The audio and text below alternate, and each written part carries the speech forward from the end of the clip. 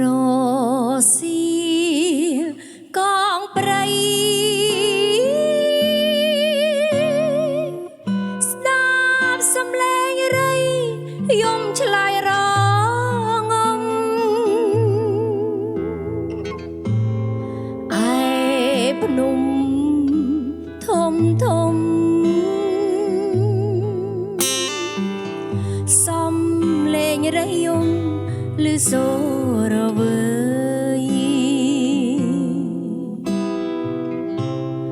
អោសត្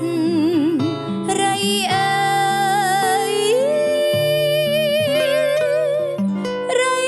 ចេញយំឆ្លើយរដូវរីញរាំងរីយំប្រណាំងរ៉ែតិចខ្លាំងតាមមេឃព្រឹក្សា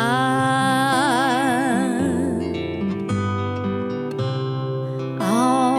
សត្វរីពេលល្ងារីហើយំស្រែផ្ដាំព្រះសូរិយា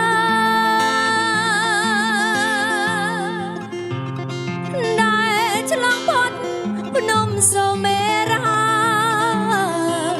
ធម្មជាតិនានី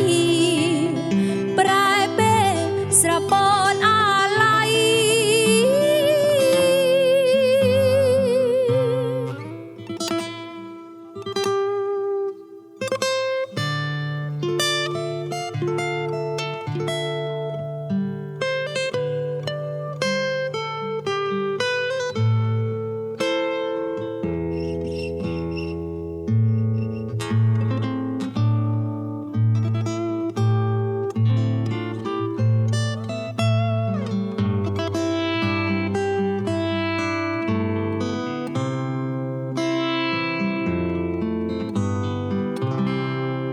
រ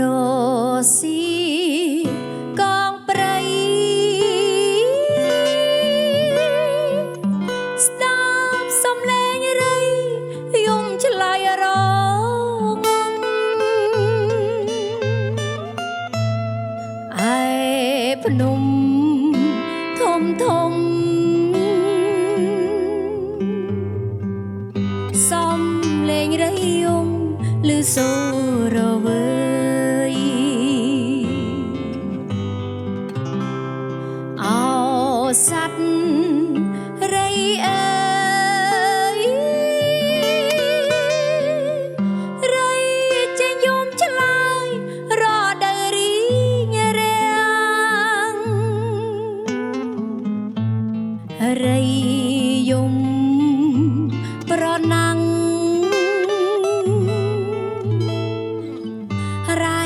រ៉ែតិចខ្លាំងតាមមេឃព្រឹក្សា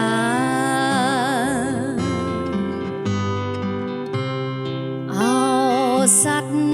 រីពេលល្ងារីហើយំស្រែផ្ដាំព្រះសូរិយាដែលឆ្លងផុតភ្នំសូមេរាធម្មជាតិនានី